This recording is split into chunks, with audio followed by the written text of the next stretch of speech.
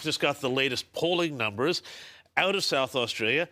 ALP polling at 37%. That's down 11. Wow. One Nation, they're polling at 22%, up 15. The Libs down 1 to 20. So the Libs are now polling underneath One Nation. And now here's the really interesting one here. In a two-party preferred between the ALP and the Libs, ALP 59, Libs 41. In the ALP versus One Nation, 60-40. So essentially now, One Nation is doing as much opposition, if not more, than the Liberals. Wow, that's extraordinary.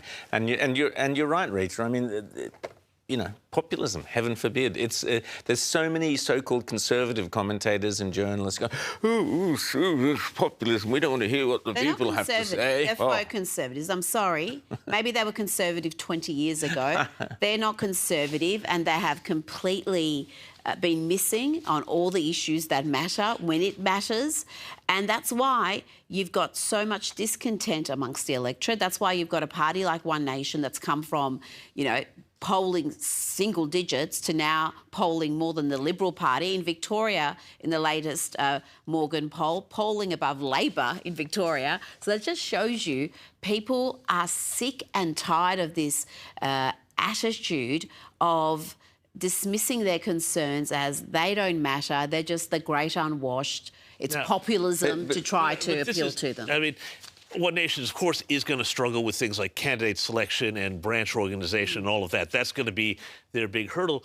But it is really interesting, the dismissive way. I think Angus Taylor has taken a very big leap forward away from where they had been going for a long, long time. And I think we really do have to give him some credit for this. Oh, absolutely. But here's the thing. If you remember, when Pauline Hanson came on the stage the first time, big concerns then as now about migration. Now, what did John Howard, who was the leader of the Liberals, do? He didn't say, oh, that's just populism. We're going to dismiss that and we're going to go down this road. No, he came up with one of the greatest formulas of this debate ever. We will decide who comes here and the circumstances under which they come. This was the perfect concentration of what I think everybody was thinking.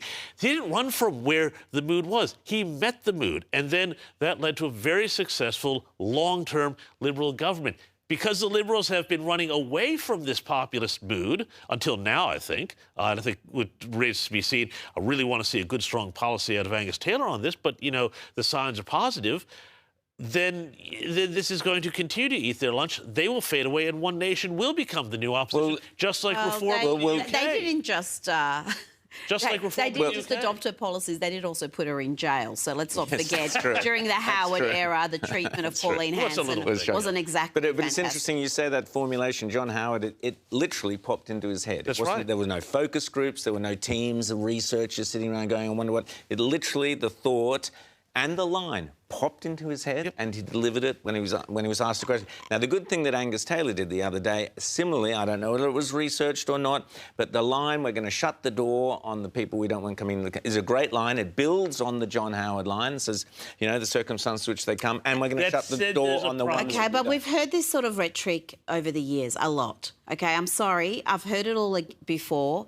And it isn't reflected in the policy. It isn't reflected in the numbers coming or the people where they come from. So it's all well and good to talk a big game. You actually have the policies and back it up. Absolutely. And on that free speech thing, he has to take on that fight. He's lucky he wasn't in the country, so he's not stained by that vote, and he's got the opportunity to do something that really bring back a lot of those disaffected Libs. But the one very quick point, though, the one problem with shut the door to those who don't share our values, it still presumes that anybody who does share our values, and there's billions of people out there who might do so and might want to come here, they still have the right to come. But and that's where that needs to be limited. That's where James Patterson reiterated this morning, talking about lowering the numbers as well. But if I were Angus Taylor, I would be putting Alex Antic into a cabinet position. He's one of the smartest people in the Liberal Party, and you need him there. You need that conscience, you need that clarity, you need that morality.